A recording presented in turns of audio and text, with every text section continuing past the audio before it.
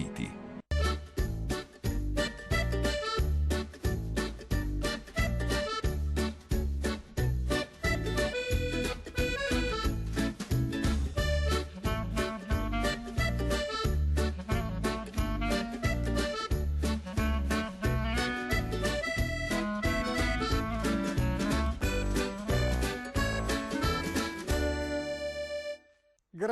Grazie a tutti per il calore che ci state regalando.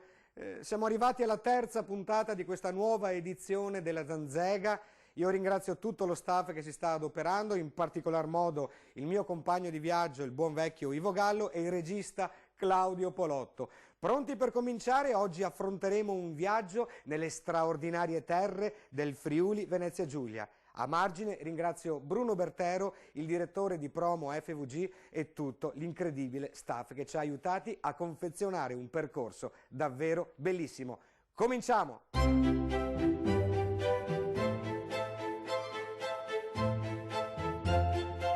Oh, finalmente siamo approdati a Strassoldo. Come sapete, uno dei borghi più belli d'Italia. È una località molto piccola, incantevole ma carica di storie. E noi ringraziamo per l'accoglienza l'assessore Loris. Grazie di tutto. Mandi Daniele e benvenuti a Strassold. Mi fa molto piacere che siate qua oggi, una giornata bella di sole, sì. Una giornata fortunata perché abbiamo un evento importantissimo che è Frutti, Acque e Castelli, un evento importante perché mette in evidenza le bellezze del borgo.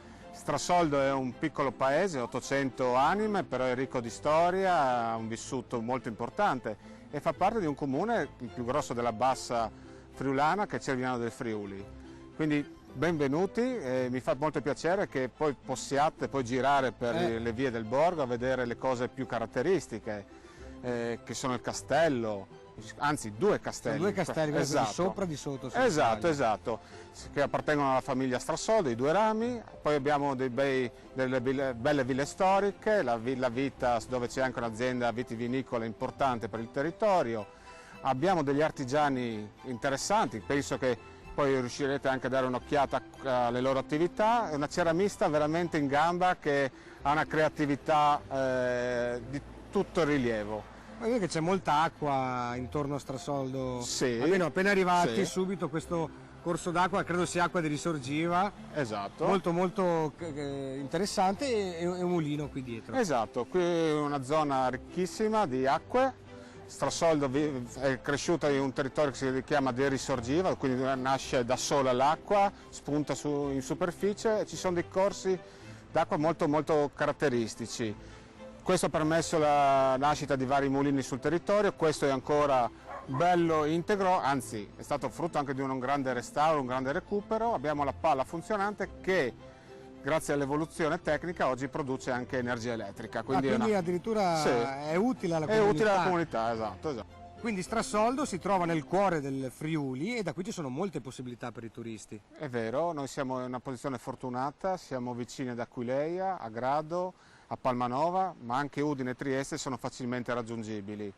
Città veramente piene ricche di storia, con molte cose belle e interessanti da vedere. Quindi per questo Strassoldo, oltre al suo borgo, offre grandi potenzialità ai turisti. Grazie Loris di cuore. Noi a questo punto approfittiamo della nostra presenza a Strassoldo, visitiamo il borgo, il castello e ci godiamo questa grande giornata di festa. Grazie Loris, grazie mille.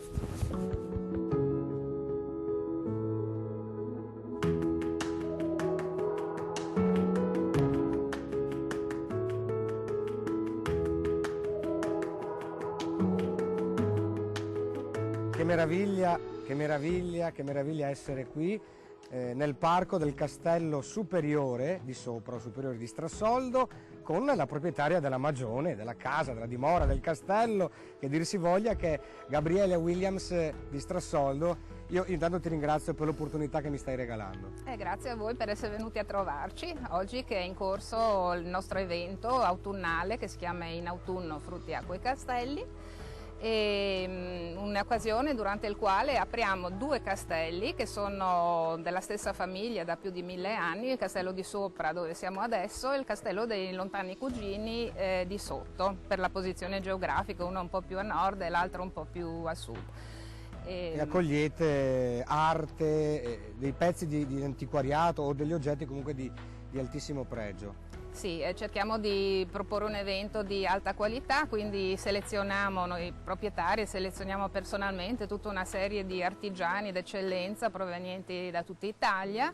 Per gli interni li posizioniamo in modo suggestivo tra mobili antichi e quadri d'antenati, creiamo un percorso che chiamiamo un magico intreccio tra storia, fantasia e ambiente naturale, che si finisce anche nel Brollo, cioè nell'antico orto e frutteto, dove ci sono una serie di vivaisti eccellenti provenienti anche loro da tutta Italia. E poi questo evento comunque si svolge in 2 occasioni durante l'arco dell'anno, anche in primavera. Sì, anche in primavera facciamo sempre il weekend delle palme, ormai da 21 anni. E in questo caso si chiama in primavera Fiori, Acque e Castelli, è un invito quindi anche agli espositori a addobbare le loro aree con fiori, con elementi primaverili, e noi stessi cerchiamo durante questa manifestazione di addobbare in modo molto suggestivo il percorso che faranno i visitatori. Gabriella, è un castello, un palazzo che ha vari nuclei più o meno antichi, poi è stato ovviamente rimaneggiato nel corso della sua storia, però è una storia, come dicevamo, che parte da molto lontano. Come mai questo luogo, come mai Strassoldo? Ma l'etimologia del nome risale a una origine germanica, proviene da Strasse, e in sostanza è una fortificazione che è sorta lungo la strada Iulia Augusta, che da Aquileia, che è poco lontano da noi, un'antica colonia romana, conduceva al Norico, quindi la zona dove adesso c'è la Carinzia e l'Austria. Ed era necessario in quel periodo proprio perché eravamo in una zona, soprattutto lì in monti, qui in quella zona che chiamiamo adesso Friuli, erano facilmente accessibili da tutte le popolazioni che hanno invaso il territorio in cerca di benessere e di terre più fertili. Quindi 2 castelli che uniti insieme formano un grande complesso che possiamo definire un borgo e che è annoverato tra i borghi più belli d'Italia, Gabriella. Sì, grazie anche all'interessamento del nostro comune di Cervignano del Friuli siamo entrati a far parte del gruppo dei borghi più belli d'Italia. È un grande piacere, e grazie anche a tanti restauri che sono stati fatti negli ultimi anni, perché fino a pochi anni fa i 2 borghi dei castelli non erano proprio in condizioni meravigliose, e grazie quindi anche un po' a queste attività di valorizzazione che mettiamo in piedi, e raccogliamo un po' di soldi e man mano nel corso di questi ultimi 21 anni abbiamo restaurato tante zone. La cosa bella è che in questi 2 momenti dell'anno, in autunno e in primavera, tutta la gente ha l'opportunità di visitare questi spazi, che sono spazi privati, ma che Gabriella concede alla comunità proprio per valorizzare un luogo che altrimenti andrebbe nel dimenticatoio della storia e del Friuli. Per cui 2 volte all'anno potete entrare in questi spazi, visitarli, e poi ci sono una serie di iniziative collaterali, oltre a questa esposizione bellissima. Tutto un po' il circondario riesce in qualche maniera a fare un po' di economia attraverso questo evento. Siamo contenti perché abbiamo cercato fin dall'inizio, visto che comunque c'è un certo disturbo, all'inizio non era abituato il paese a avere tutti questi visitatori, facciamo una media di 6.000 visitatori per ogni manifestazione, quindi circa 12.000 visitatori all'anno, che per un paesino così piccolo sono parecchi. Quindi nel tempo abbiamo affinato le varie tecniche organizzative, e comunque abbiamo coinvolto fin dall'inizio tutto il paese, anche il circondario, segnalando le realtà storiche, le attrattive dell'area, e anche facendo in modo che lavorassero tutti, non so, gli alberghi, i ristoratori, e segnaliamo appunto tutti i visitatori che vogliono venire a trovarci. Quindi c'è questa opportunità 2 volte all'anno, la prossima è in primavera. Per avere informazioni, Gabriella, c'è il web come sempre, quindi voi googolate Castello di Strassoldo, esce il sito, e poi anche attraverso i social network, per capire le date precise di quando ci saranno questi eventi che vi danno la possibilità di venire in Friuli, di vedere questo posto incantevole e poi di farvi una gita che può durare 1 o 2 giorni. Venite, perché questo posto è davvero magico. Si sente il rumore d'acqua perché c'è anche un corso d'acqua che affianca il parco del castello, che forse veniva utilizzato in un tempo per... E veniva utilizzato questo corso d'acqua anche per lavare i panni bagni un tempo, no? Che non c'erano le lavatrici. Ed è un corso d'acqua in sostanza che è stato scavato nel Medioevo come per circondare e per proteggere i castelli, perché qui abbiamo una zona ricca d'acqua di risorgiva e quest'acqua in pratica deriva da quello che adesso si chiama il Taglio, un tempo era chiamato l'Imburino. Gabriella, io ti ringrazio davvero per avermi dato questa grande opportunità. Noi continuiamo la visita del castello e siamo in un luogo che dir bello è poco, è davvero magico. Grazie Gabriella. Grazie a voi.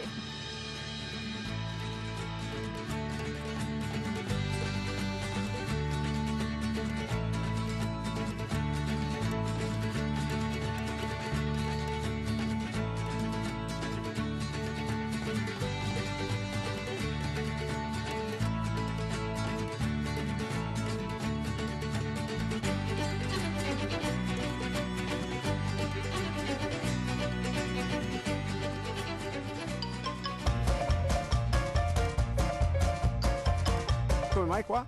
Per caso. Ah, per caso. Per Bello? caso. Sì, bellissimo. Bello? Bello. Buongiorno. Buongiorno. Perché qua a Strassoldo oggi? La prima volta per conoscere Stava fotografando? questa bellissima finestra, Forte, come mai a Strassoldo? perché mi sono sposata qui. Addirittura, quindi qui si possono fare anche matrimoni? Esattamente. Qui al castello di Strassoldo. Nella chiesa, sì. Ciao. Ciao. Perché a Strassoldo? Per visitare dei posti che alla fine, comunque abitando qua vicino, capiti raramente. Qua vicino dove? A Tor Viscosa. Tor Viscosa! Ebbene, sì. Tor Viscosa, famosa Tor Viscosa. Quindi tu stai dicendo che chi abita qui vicino a volte si dimentica che ci sono queste belle manifestazioni. Esatto. Quindi sì. invitiamo tutti a venire. A venire a Strassoldo, esatto. Da dove siete? Da Strassoldo? Da Strassoldo. E tu? Anch'io siamo sorelle. Qui vicine? Sorelle? Le sorelle? Vidal. Vidal, forte. E cosa fate qui? Un giretto per il borgo, ovviamente. 1, 2, 3. Viva Strassoldo! Strassoldo perché? Madonna, che colpo.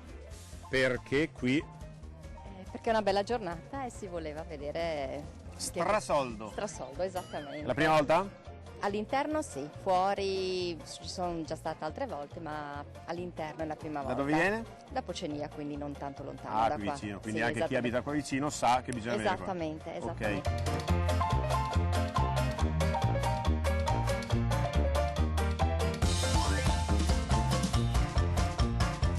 Produciamo prosecco, produciamo altri vini bianchi, autoctoni e non, e adesso inizieremo anche a fare dei vini rossi.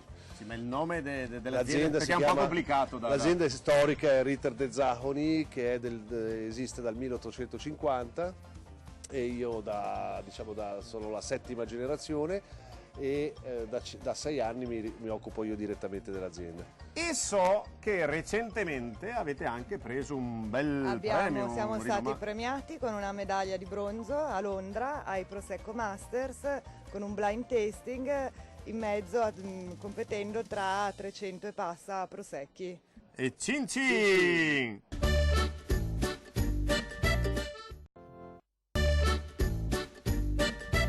Ecco, ora mi sento quasi a casa, nel senso che vedete che ci sono questi vassoi con dei prodotti tipici della terra che oggi ci sta ospitando, e siamo con il giovane Mattia, che nonostante tu sei molto giovane, è da anni che ti occupi della Proloco di Strassoldo. Da quando è nata questa manifestazione c'è sempre stato veramente un forte legame tra la Proloco e i proprietari dei castelli. Basti pensare che anche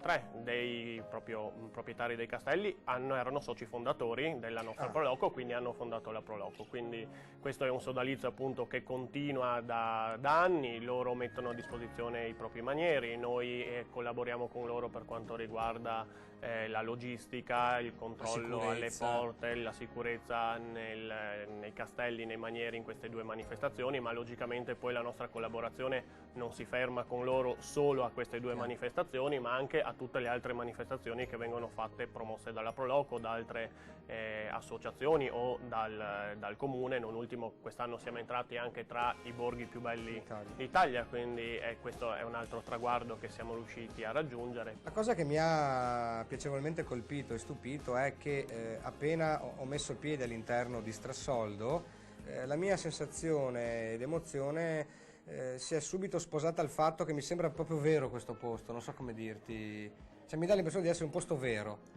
Che trovi magari dei piccoli borghi dove sono stati talmente preparati all'accoglienza turistica, oppure rimaneggiati per rendersi più medievali, invece qua l'impressione è quella di entrare in un paese vero, vivo. Assolutamente, nel senso che il borgo, come lo vedete, è abitato tutti i giorni, quindi c'è la gente che abita nel borgo, ma anche quella che abita fuori dal borgo storico, insomma, che quindi non ha questo privilegio, chiamiamolo così, o questa fortuna, ci tiene al borgo stesso, è molto identitaria e quindi vogliamo continuare a valorizzare il borgo, a mantenerlo e soprattutto a far sì che questo sia vivo e che continui con il suo fascino medievale senza degli grossi stravolgimenti che siano di qualsiasi tipo. Mi pare che ci state riuscendo in maniera perfetta. Grazie Mattia, grazie ingegnere dell'accoglienza che ci hai dato e della passione che metti nel tuo lavoro ufficiale, ma anche in questo che ti porta via molto tempo, ma rende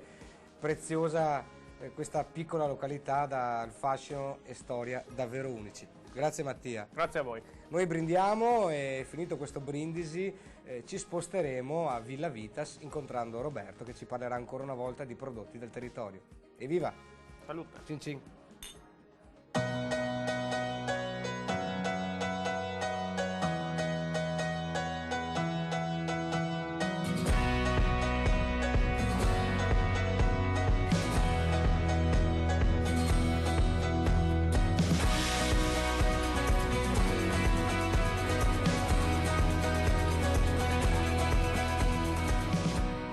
Continua il nostro viaggio in uno dei borghi più belli d'Italia, siamo in Friuli, siamo a Strassoldo con Roberto Vitas che è un grande imprenditore appassionato, produce vini e Roberto, la tua famiglia ha una storia lunga, legata sempre al mondo del vino. Esatto, noi ci occupiamo di vino da più di 100 anni, iniziando a Trieste, nel punto franco dell'impero austriaco, poi ci siamo trasferiti qua a Strassoldo negli anni 30, proprio per valorizzare i nostri terreni e le nostre uve. È una famiglia che ha una storia particolare, dicevi che sei un po' istriano, un po' triestino, un po' friulano, un po' carnico. C'è un miscuglio di nord-est, di impero, che comunque è una ricchezza ovviamente. È una ricchezza culturale. E quindi siete una famiglia assolutamente europeista europea. Esatto. In toto.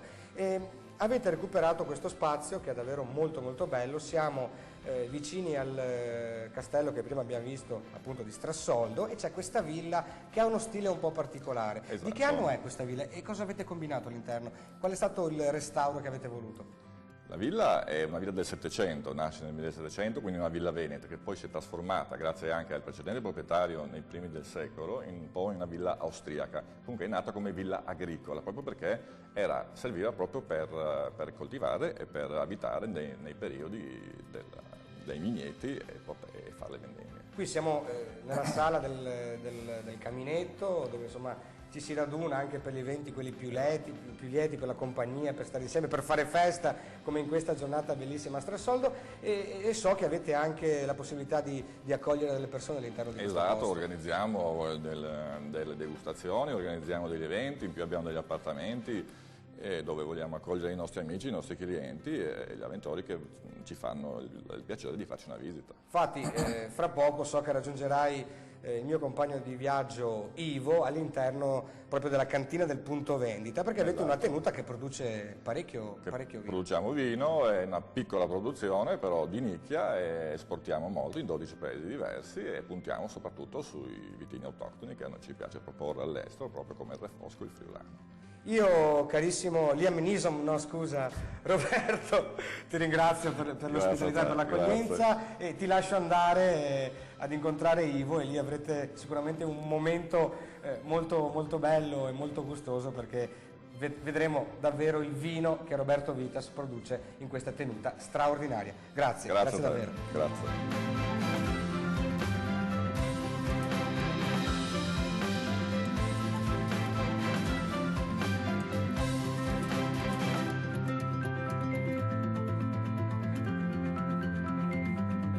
Cari amici, mi ha raggiunto Liam, no in realtà Liam Neeson, non è Liam Neeson, bensì Roberto, un uomo pieno di Vitas, no Roberto Vitas, perché siamo ancora all'interno di Villa Vitas, che prende il nome dalla tua famiglia. Certo. E dove siamo nello specifico? Siamo nel nostro punto vendita adiacente alla cantina, dove noi accogliamo i nostri clienti, i nostri avventori, ai quali proponiamo, offriamo, facciamo assaggiare i nostri vini, consigliandoli anche con quali abbinamenti. Quali vini dicete? Noi produciamo vari vini, tra i quali quelli che a noi piace più proporre e che ci danno più soddisfazione in questo momento sono il friulano, il vecchio Tokai friulano, che noi continuiamo a chiamarlo Tokai ma non si può più, non si può. purtroppo. E il Refosco del Peduncolo Rosso, che sta avendo sempre più successo soprattutto all'estero e viene molto richiesto. Un vino bello, elegante, che è quello che stiamo adesso provando, con un bellissimo colore, con dei riflessi violacei, è un vino che si accompagna perfettamente a dei formaggi stagionati, a della carne, dell'arrosto. E anche con il frico, che è molto importante. Buono il frico, buonissimo il frico, è uno dei miei preferiti. Poi noi abbiamo unito ai nostri vini anche 2 spumanti, un prosecco e una ribolla gialla spumante, che è quello che ci dà veramente delle belle soddisfazioni in questi ultimi anni. In più abbiamo anche 2 grappe che vengono fatte con le nostre vinacce di Refosco, Chardonnay e Sauvignon, invecchiata e giovane, e anche queste ci fa molto piacere poterla proporre e ha un ottimo riscontro. E che dire, in questo incantevole luogo non ci resta che fare un brindisi. Con questo? Refosco dal Peduncolo Rosso 2017 Doc Friuli. Qua, dal punto vendita, di Villa Vitas. Liam. Cin cin. Cin cin.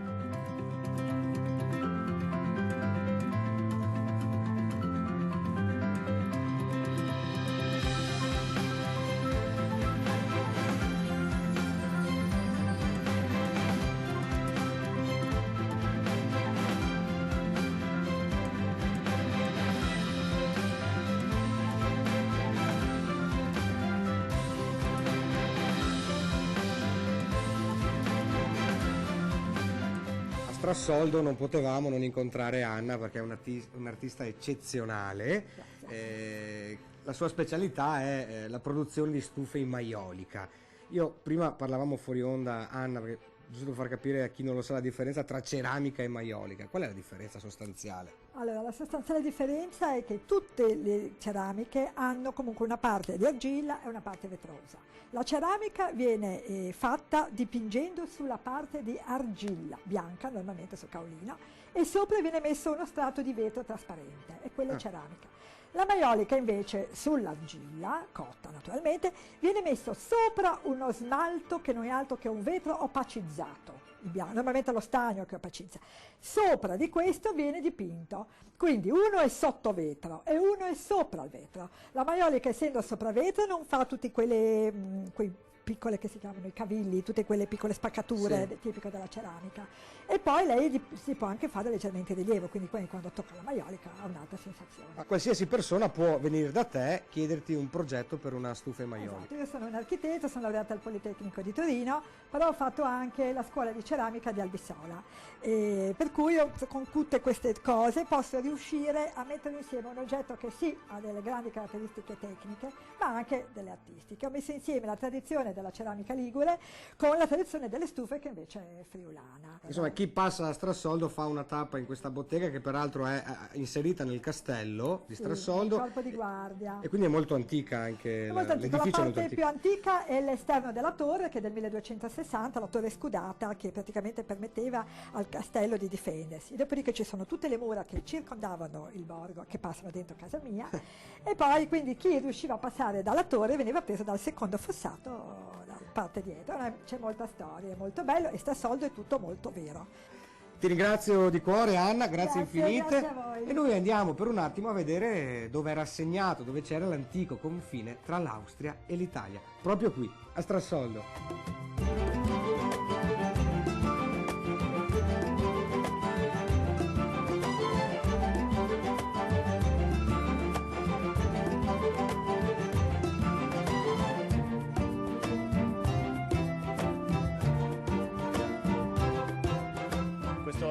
l'antico Cippo segnava il confine e Astrasoldo è sempre stato un paese proprio di confine, quindi da una parte l'Italia, dall'altra l'impero austro-ungarico, per cui Astrasoldo è diventata ufficialmente Italia dopo la prima guerra mondiale. Quindi se facciamo un salto nella storia, in questo momento io sono in Austria e tu sei in Italia. Esattamente.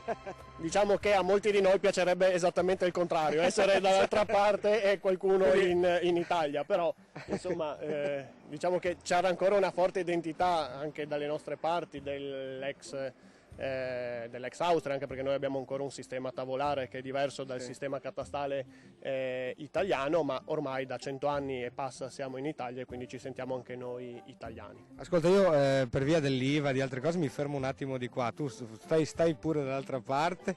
Diciamo che io abito a Astrasoldo, quindi sto io di là, e se tu vuoi puoi passare tranquillamente di qua più che volentieri. Allora, se tu avessi, mi basterebbe un materasso, un lavandino, io sto qua con voi. Ma guarda, se vuoi ho un appartamento di 150 metri quadrati, affittato subito. Allora ragazzi, io cambio vita, al di là di governi che cambiano, di evoluzioni particolari, di quel che è, io mi fermo qua e comunque devo dire che ringraziamo Mattia perché è appassionato tantissimo della sua terra e lo si sente, lo si respira quando comunichi Astrasoldo e tutto l'Interland, e quindi è stato un piacere, un onore averti con noi, in questo caso in un luogo di confine, ma noi apriamo le porte e costruiamo ponti.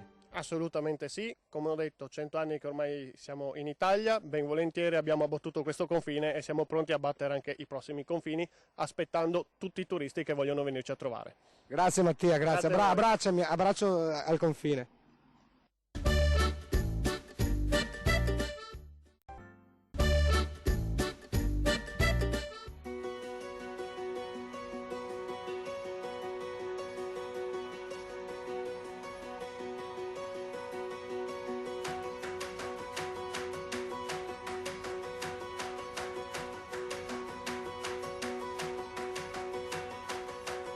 Sono, caro sindaco, oggi raffreddato ma particolarmente emozionato perché pur abitando a 80 km da questa città mi sto accorgendo che è davvero qualcosa di incantevole.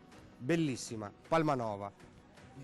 Vi invidio, la invidio sindaco. Intanto direi il fatto che a 80 km non mai avuto Palmanova non depone a suo favore. Assolutamente non no. depone a suo, ma al di là degli scherzi, Palmanova è una bellissima città, unica nella sua forma, unica anche per la baricentricità in cui i veneziani l'hanno posizionata guardando lontano, e quello che stiamo un po' facendo su Palmanova è cercare di dargli una missione nel comparto del turismo culturale, artistico, e dall'altra parte attrarre servizi pubblici e privati proprio per la sua baricentricità.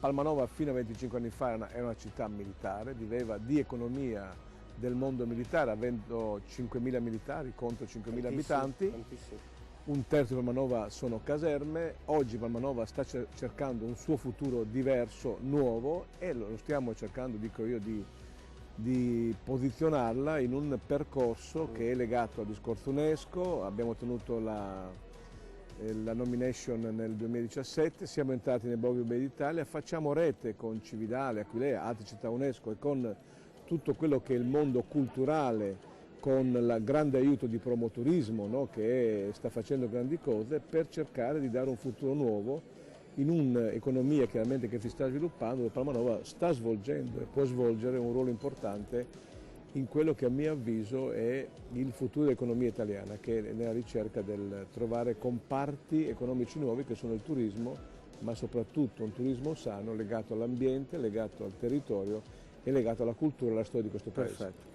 Venite assolutamente a Palmanova, faremo un giro di scoperta insieme al suo vice sindaco, che è una persona estremamente gentile e preparata, Adriana. Il nostro viaggio continua. Grazie Francesco, grazie.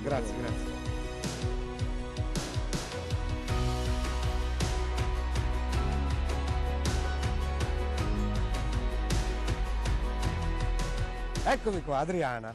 Piacere. Buongiorno Piacere. Daniele, ciao, piacere. Sono, come dicevo al sindaco, entusiasta e emozionato per vedere tanta bellezza, poi in un giorno particolare questo di Palmanova.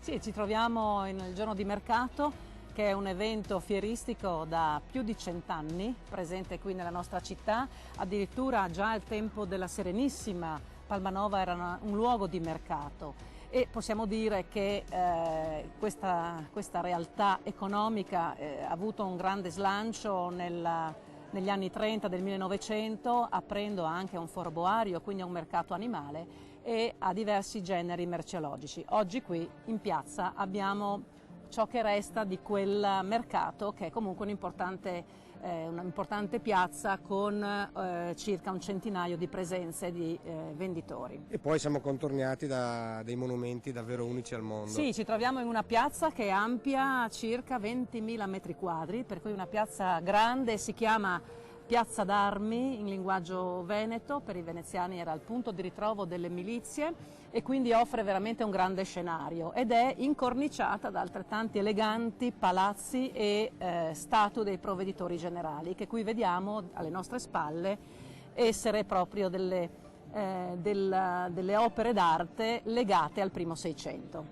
Benissimo, allora guadagniamo il centro della piazza, se sei d'accordo. Bene, certo. Questa è la piazza che poi, Adriana, prende una forma esagonale e, come mi dicevi, da qua si può avere la prospettiva, insomma, di questa forma molto particolare che rende Palmanova unica al mondo. Sì, entriamo nel centro vero, nel cuore della piazza, che è rappresentato da un basamento con il pennone sul quale nel 1602 fu issato per la prima volta il gonfalone della Serenissima ed oggi porta la bandiera italiana.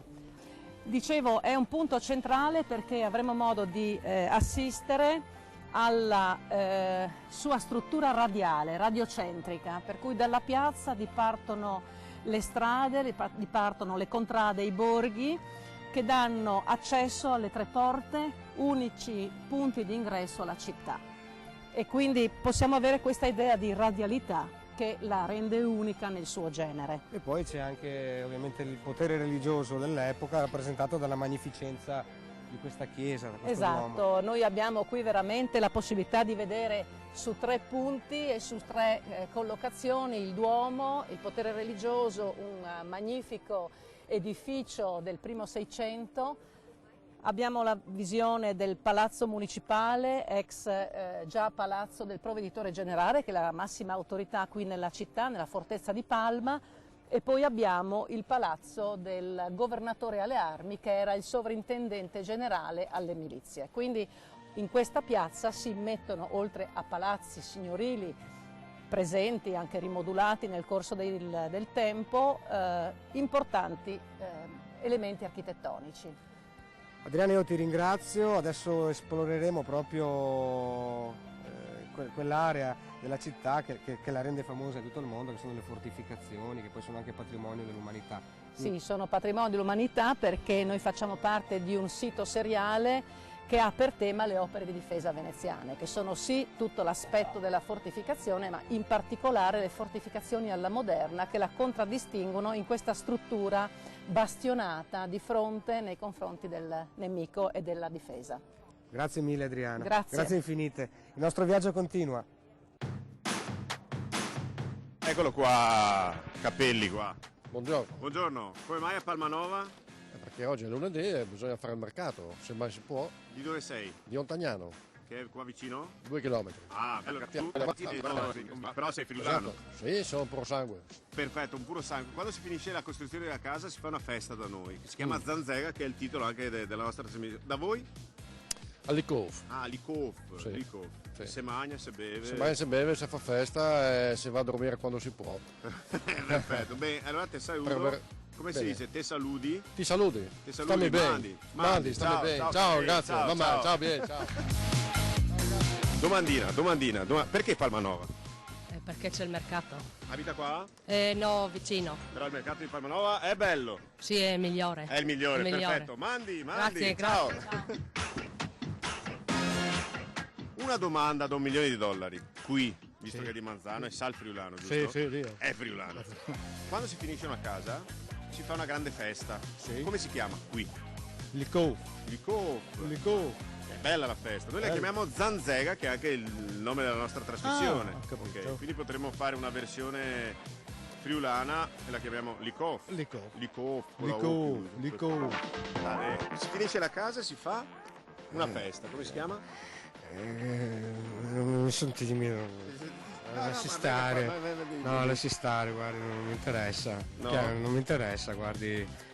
Guarda, per piacere. State anche vi denuncio, A raffreddore. Sì. Si vede. Di dov'è? Di Gorizia. Ah, ok. E viene qua da Gorizia a Palmanova? Andiamo a bere caffè, facciamo la passeggiata. Perfetto. Allora buona continuazione. Grazie. Mandi. Mandi. Ciao. Grazie signora. Palmanova, perché? Al mercato a fare un giro? Sei di Palmanova? No, di Gorizia. Un'altra di Gorizia. Certo. Tante da Gorizia vengono qua al mercato di Palmanova. Certo. Vuol dire che è un bel mercato. Certo, frutta, verdura fresca. Forte. Fichi d'India, finocchi, melanzane. presi, pomodori. Brava. Ma a Gorizia, quando si finisce la costruzione di una casa, si fa una festa? Sì. Che si chiama?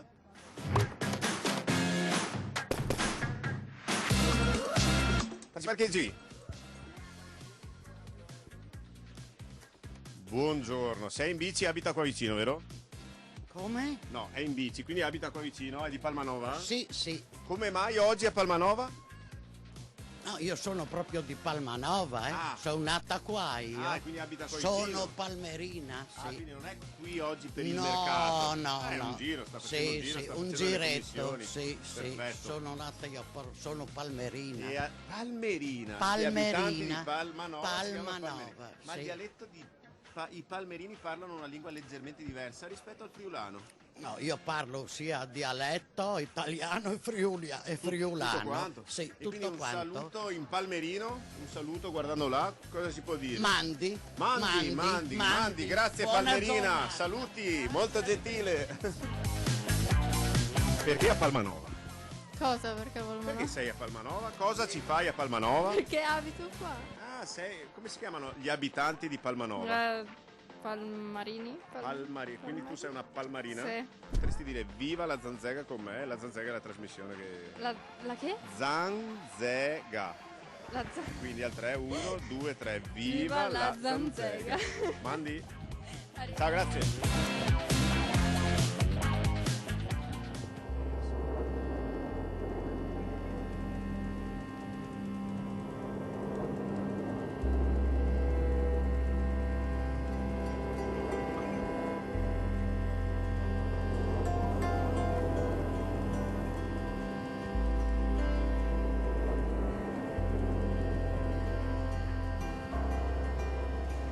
Buongiorno, ciao, scusami, ma temo di essermi perso nei meandri del tempo. In che anno siamo? 1615.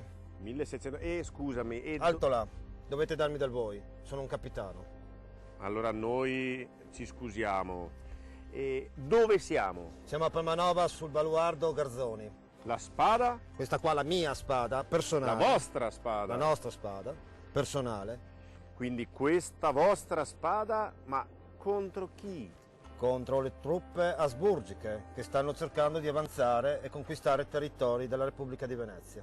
Quindi difenderete i vostri territori? Difenderemo i nostri territori. Ok, io vi auguro di difendere i vostri territori, perché so che nel 2020 voi e le vostre truppe sarete trasportati la prima settimana di settembre proprio qui per dimostrare quello che succedeva realmente nel nostro periodo. Perfetto, quindi avete capito che insomma stiamo un po' romanzando il tutto. Io vi saluto in ogni caso. Grazie. E me ne torno dal 1615 da Palmanova nel 2019. Vi salutiamo. Anche noi vi salutiamo. E vi ringraziamo. Grazie a voi. Ciao.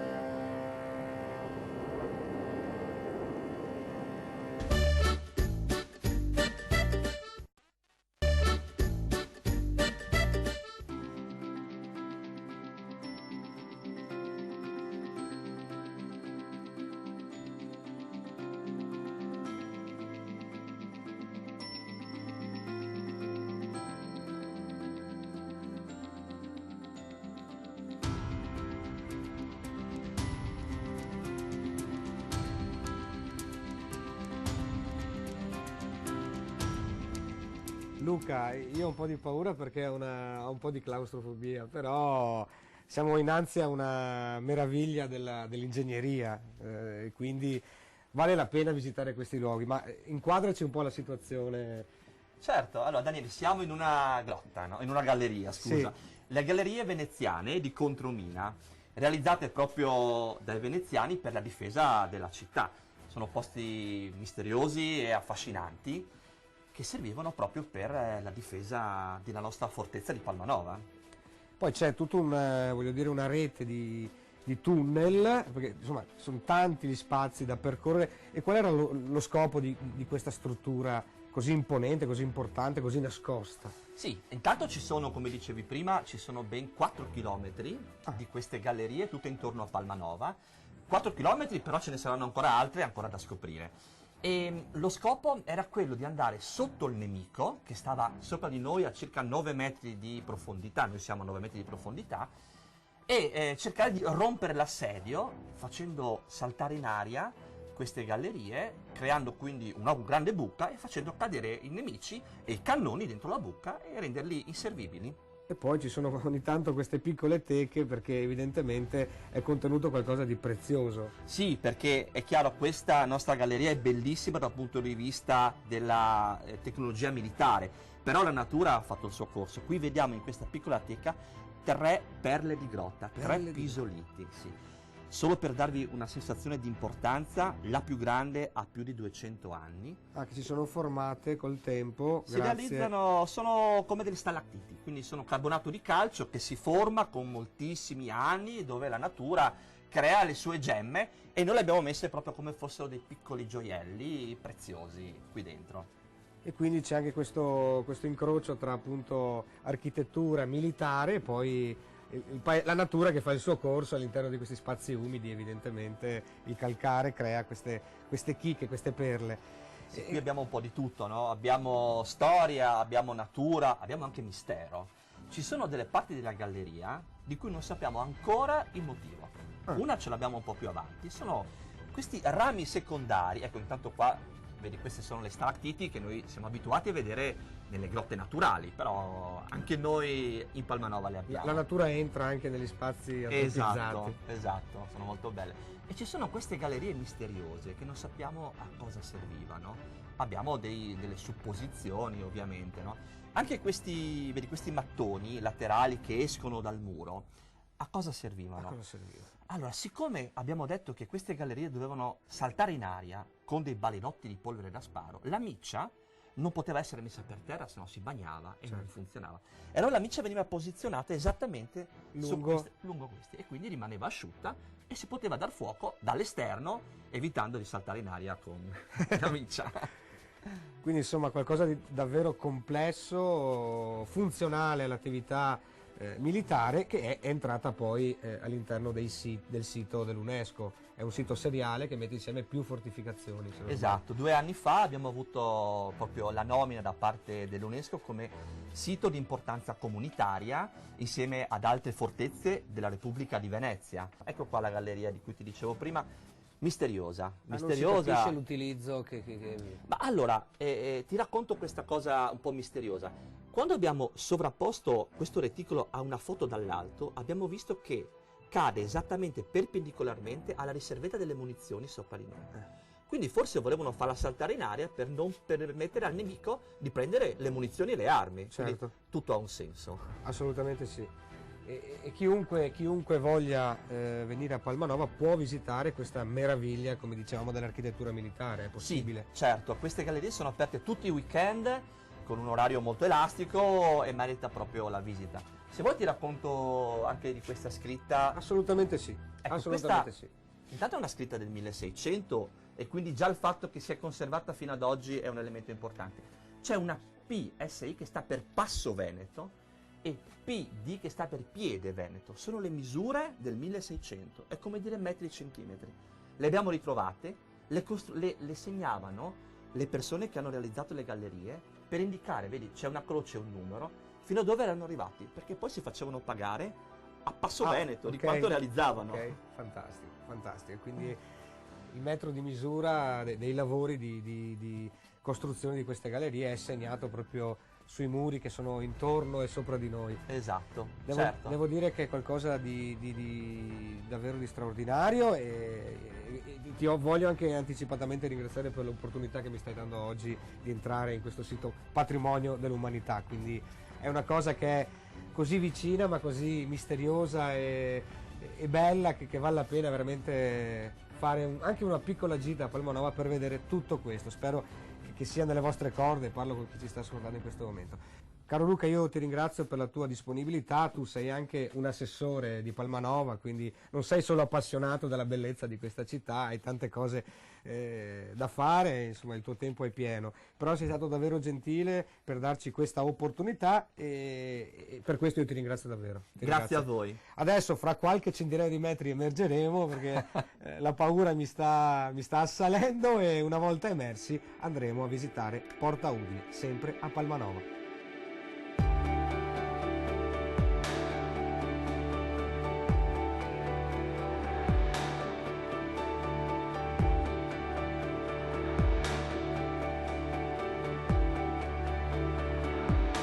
Finalmente conosciamo e incontriamo Maria, che di Palmanova veramente conosce ogni cosa. Dove siamo qui, Maria? Dove siamo? In questo momento ci troviamo sul Parco Storico dei Bastioni, fuori Porta Udine, fuori l'acquedotto della metà del Settecento, in pietra d'Istria, in un luogo dove noi locali veniamo a camminare, a portare a passeggio il proprio cane a cavallo, a far volare gli aquiloni con i nostri bambini. È un luogo che amiamo e che consigliamo a tutti quanti di visitare. Quindi c'è la natura, c'è il paesaggio e poi questi reperti dell'antica fortezza come quella bellissima porta. Quante porte ha Palmanova? Palmanova ha 3 porte di accesso, Porta Udine, Porta Cividale, Porta Aquileia, tutte e 3 erano decorate con un leone marciano non più presente perché abbattuto durante il periodo napoleonico. Brava Maria, certo, è la guida di Palma, come dicono qui a Palmanova. La guida di Palma, non di Palmanova, perché non Palmanova, la guida di Palma. Guida di Palma perché la gente l'ha sempre chiamato così, Palma, con questo appellativo locale, quindi noi diciamo andiamo a Palma, non diciamo andiamo a Palmanova. Come noi diciamo Lele, in realtà si chiama Daniele. Ivo in realtà si chiama Ivo. Ivo si chiama Ivo. Ascolta, dove andiamo Ivo? Io andrei, vi inviterei, se tu vieni con noi, a bere un taiut. Certo. Giusto? All'osteria. All'osteria. E qui si chiude il nostro breve ma intenso viaggio all'interno di questa città stupenda, fortificata, che si chiama Palmanova. Andiamo all'osteria. Cara Maria e caro Lele, come promesso vi ho portato qui all'osteria al Cappello, una tipica osteria palmarina qui all'interno della città fortificata. Il frigo con la polenta, le trippe della tradizione che faceva la mia nonna. Qui abbiamo il musetto con i fagioli e il goulash anche su ricetta della nonna. Che straordinarietà! Piatto tipico del lunedì di mercato, ogni famiglia fa la sua trippa. Hai venuto con una ricetta diversa. Esatto, segreto della cucina. Segretissimo. Con l'aggiunta di una spolverata di grana padana. Di grana. E invece il cotechino è detto, da noi è detto musetto. Musetto. Musetto dal muso, no? Anche qui credo, quindi anche in frigo si dice Sì, musetto. esatto. Poi c'è il frigo che è proprio... Frico in versione morbida con le patate.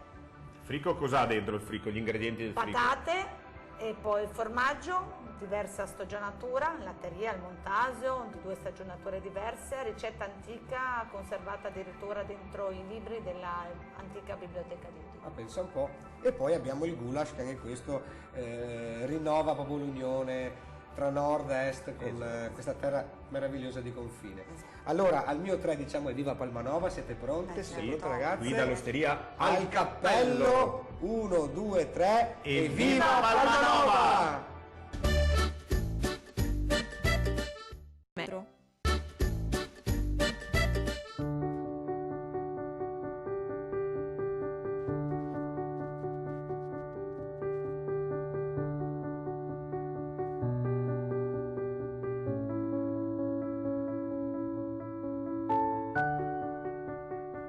Caro Ivo Gallo, finalmente siamo a Tor Viscosa. Cosa? Tor Viscosa. Cosa? Tor Viscosa. E per fortuna siamo con Lorena che è ama questo luogo, ne è appassionato, lo studia, addirittura ha prodotto delle pubblicazioni e ci accompagna a visitare una città fondativa. Ma cos'è Tor Viscosa? Lorena, cos'è? Beh, innanzitutto benvenuti Grazie. in questa città appunto che ha una storia e anche un aspetto davvero particolari e molto legati tra di loro. Noi diciamo che la storia di Tor Viscosa è una storia emblematica della storia dell'Italia del Novecento. Tor Viscosa, così come la vedete oggi, viene costruita a partire dal 1937 e le sue origini sono legate a elementi fondamentali di quegli anni. L'autarchia innanzitutto, le bonifiche, le nuove città che sorgono anche altrove in Italia, soprattutto nell'Agropontino, e che hanno un aspetto di architettura di regime che voi potete vedere anche in questa piazza. Il municipio con gli archi, la torre, loro si chiamava Rengario, quindi la torre dell'Arengario, elementi razionalisti e soprattutto questo aspetto che ricorda le piazze metafisiche di De Chirico. Metà? Fisiche. E metà? Fisiche. Dicevo che tutto comunque ruota intorno a questa grande produzione, a questa grande fabbrica che andremo a vedere sicuramente. Esatto, che è la SNIA Viscosa, anche essa Tor Viscosa, come potrete ben capire il nome prende una parte del nome dell'azienda. La SNIA è un acronimo che ha una particolarità. Sì, SNIA nasce nel 17 come società di navigazione italo-americana, poi nel dopoguerra cambia completamente il settore di produzione e si lancia appunto nelle fibre tessili artificiali, cioè quelle fibre tessili che hanno un'origine naturale ma devono essere lavorate a livello industriale. Nel 22 si è così imposta appunto nella produzione di viscosa che decide di cambiare, l'acronimo rimane lo stesso, però ha un altro significato, è Società Nazionale Italiana Applicazioni, e viene aggiunta la parola viscosa, appunto diventa SNIA Viscosa nel 22. Lorena, questo è il cuore di Tor Viscosa, la piazza principale. Direi. Sì, questa è la piazza principale, adesso si chiama Piazza del Popolo, all'epoca si chiamava Piazza Impero, perché appunto chiaramente doveva essere intitolata, no? Ed è appunto il cuore del centro della vita pubblica, il centro civico. A Tor Viscosa c'è una rigida divisione delle case per categoria professionale del capofamiglia. Qui appunto la piazza, il centro civico era destinata agli impiegati, i tecnici, gli operai, i dirigenti abitavano, o gli impiegati comunali anche abitavano in altre diciamo, zone. La piccola media borghesia in qualche maniera abitava qua. Sì, nel capoluogo abitava appunto dall'operaio specializzato al tecnico, al dirigente. Gli operai agricoli, perché appunto Tor Viscosa ha anche questa origine agricola, gli operai agricoli non abitano mai a Tor Viscosa, non sono mai vissuti a Tor Viscosa, a loro erano destinate le frazioni oppure appunto le località del Quanti abitanti territorio. ha avuto nel momento di maggior Ma in realtà popolazione? mai tantissimi, al massimo 5.000, 4.500, adesso ne ha poco meno di 3.000. Era stata immaginata all'inizio per 20.000 abitanti, ma non è mai arrivata a questi numeri. Quindi andiamo a vedere dove dimoravano gli sì, operai sì. della grande fabbrica, dove ci sono comunque delle case che hanno un pregio architettonico davvero unico in Italia. Andiamo.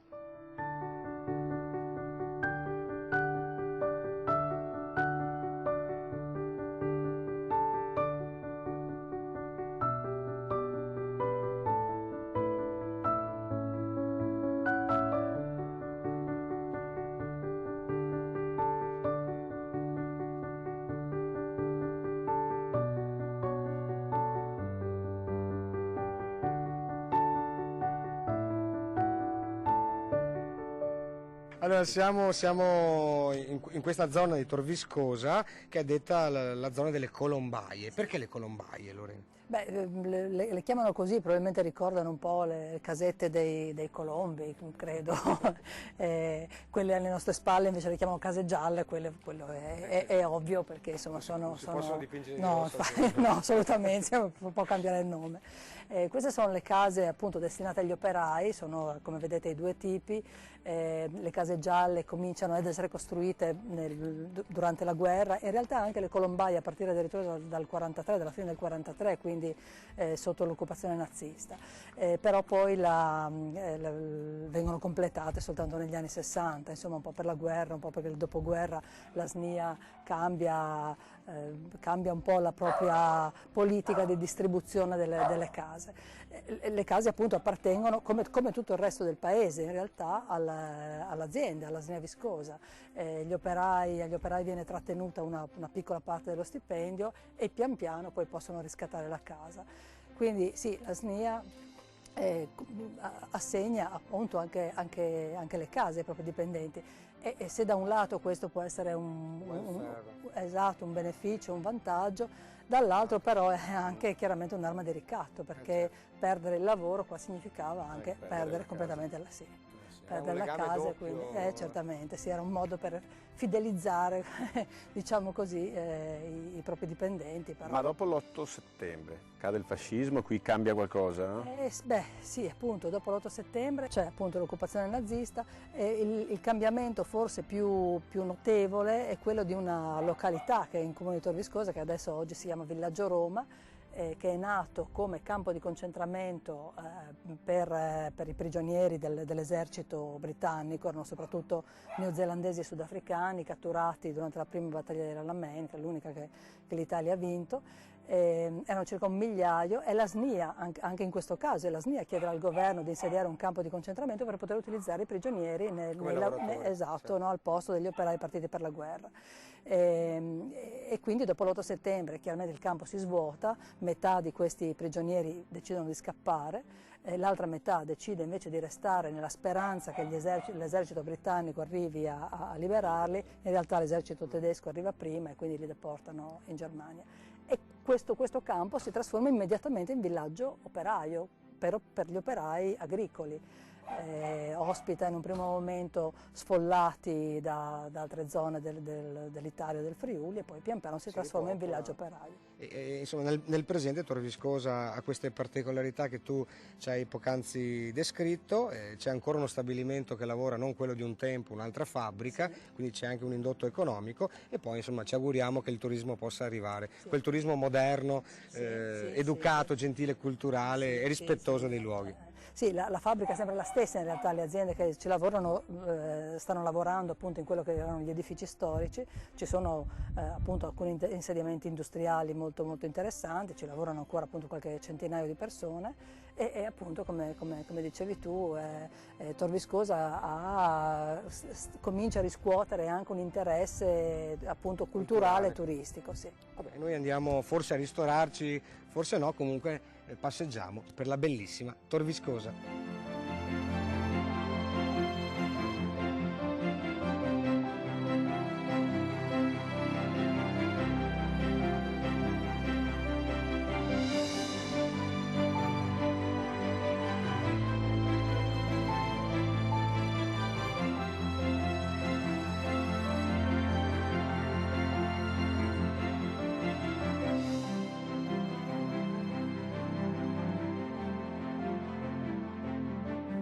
Ci siamo accomodati in questo particolare locale, ma insomma adesso ce lo racconterà meglio Lorena, dopo il nostro giro alla perlustrazione a Tor Viscosa, che davvero mi ha riempito il cuore di emozioni perché è un luogo carico di fascino, e siamo arrivati qua, Lorena, in questo locale, un bar però molto particolare. Perché? Questo bar si chiama Bar Circolo, il nome deriva appunto il nome originario del locale era il Circolo Impiegati, appunto, cioè il bar che veniva frequentato da impiegati e da dirigenti ed era invece praticamente inaccessibile agli operai, questo non soltanto all'epoca della fondazione di Tor Viscosa, cioè negli anni 30, ma anche successivamente negli anni 60 e 70. Quindi vado via io? No, posso restare? No, adesso Okay. ci siamo modernizzati. Quindi adesso non c'è più un conflitto sociale in essere, se vogliamo, ecco. Ed è un bar a cui a Tor Viscosa sono naturalmente molto affezionati perché, come vedete, insomma, gli arredi ancora degli anni 40-50 ha mantenuto insomma lo stile dell'epoca. E guai a toccarlo, voglio dire. Certamente, a parte appunto nella parte sociale, insomma, della frequentazione degli avventori, che adesso appunto possono essere i più disparati. No? È simbolico chiaramente perché la divisione sociale in base alle categorie professionali a Tor Viscosa era molto sentita, quindi non soltanto in questi aspetti ricreativi, ma anche nelle case, nella frequentazione delle persone. Le case, no, sono divise per categorie professionali, e questo chiaramente condiziona anche la vita sociale delle persone. Sì, anche lo svago è frutto di questa divisione. Sì, e nonostante appunto le scuole fosse una sola scuola frequentata da tutti i ragazzini, spesso e volentieri i ragazzi non è che avessero poi questa facilità di incontro tra una classe sociale e l'altra. Esatto. Visto che abbiamo fatto un giro per Tor Viscosa, con la grande fabbrica che ancora esiste, con le piazze principali, uno volesse veramente fare una gita a Tor Viscosa, può trovare informazioni anche da qualche parte. C'è per esempio questa bella pubblicazione che peraltro hai curato tu, Lorena. Sì. Si può trovare comunque un'informazione attraverso web, presumo. Sì, c'è la Proloco locale, la Pro Tor Viscosa ha anche un sito molto facile insomma, da navigare, che è intitolato appunto Pro Tor Viscosa, quindi www.protorviscosa.it. si trovano delle informazioni essenziali. Tor Viscosa è anche un paese abbastanza piccolo, quindi si gira anche abbastanza facilmente, però ecco, secondo noi è molto importante che si conosca almeno alcune cose della storia di Tor Viscosa per apprezzarlo. Bene, Lorena, noi ti ringraziamo, ringraziala anche tu, Ivo. Grazie Lorena, grazie mille di avermi accettato. E ringraziamo chi gestisce questo locale, che è Marinella Gaspardis, che ci ha preparato proprio un amaro vintage, diciamo, una bibita del tempo, come bevevano gli impiegati dirigenti a Tor Viscosa. Solo impiegati dirigenti. Solo e dirigenti. Noi facciamo un brindisi e facciamo anche una piccola pausa. La Zanzega torna fra poco. Evviva! Salute!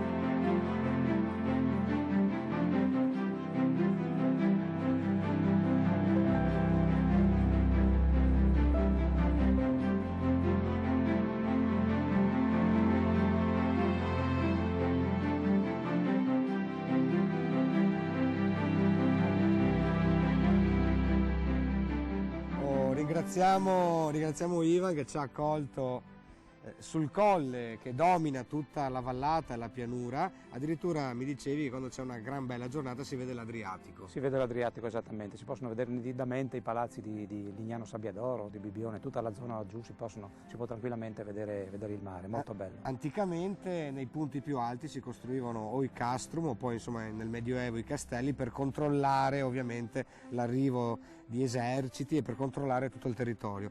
E in questo luogo si insediò un castello di cui rimangono alcuni resti e siamo nel cuore storico proprio di Fagagna. Ma Fagagna ha una gran storia.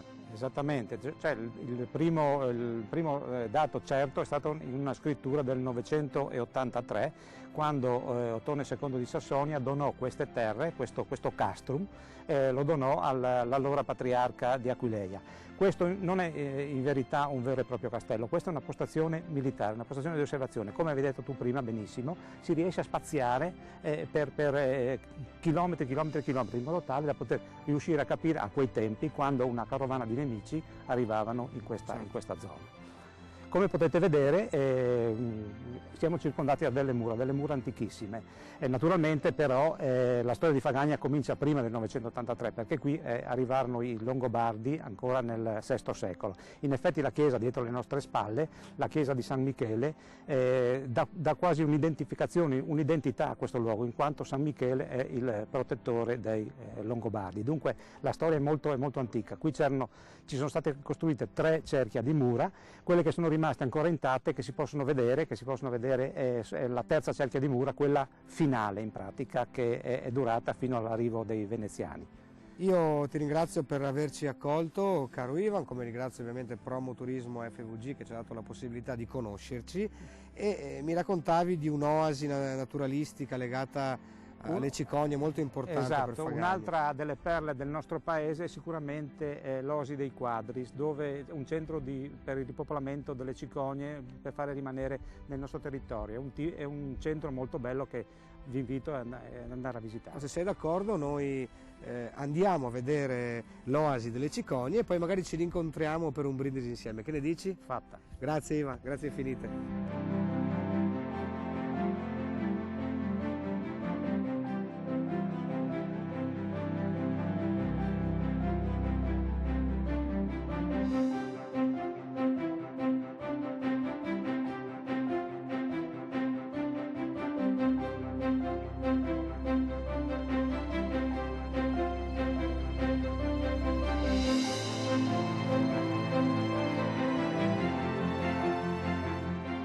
Con Enzo, il presidente, sì, presidentissimo di questo parco che ha una peculiarità unica in Europa, le Cicogne. Come mai? Com'è nata questa cosa? Diciamo, questo parco, quest'oasi, nasce nel 1989 come secondo centro per la reintroduzione della cicogna bianca in Italia. Il primo è nato un paio di anni prima a Racconigi, in provincia di Cuneo.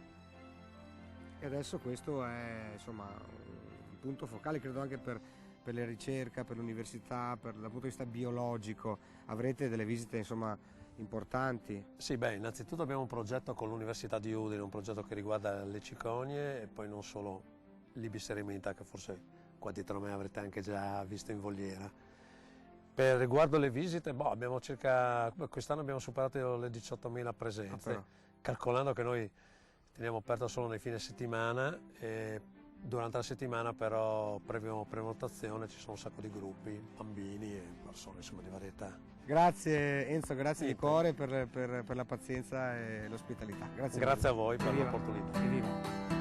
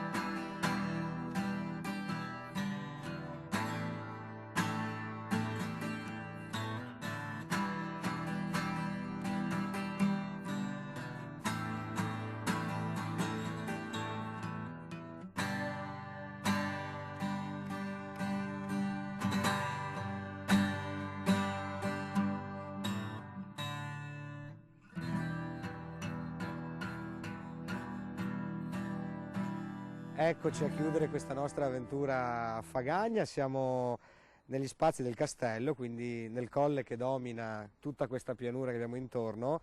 Abbiamo goduto di questo bellissimo tramonto. Caro Ivan, ti ringraziamo per la gentilezza, la pazienza che hai avuto nei nostri confronti e prima ci hai portato anche, tra l'altro volevo chiedere scusa a tutti gli ascoltatori, all'Oasi delle Cicogne, e forse era il caso che parlasse uno un po' più esperto sì. di te. Ricordiamo che nonostante la bruttezza, voglio dire, l'estetica di questo personaggio che mi accompagna da anni, è laureato in biologia e quindi forse era il caso ma è andata così e quindi ok, bene, continuiamo. E viva le cicogne. Viva le cicogne. Sempre, sempre. E gli ibis eremiti anche, molto importanti. Ivan, tu ti occupi proprio di accompagnare tanta gente a visitare questo borgo incantevole. Ma fortunatamente da un paio d'anni siamo riusciti a far venire parecchia gente qui. Siamo veramente molto contenti perché il nostro paese si sta imponendo all'attenzione di molta gente. Facciamo parte dei borghi più belli d'Italia, dei 13 della nostra regione, soprattutto su 280 a livello nazionale.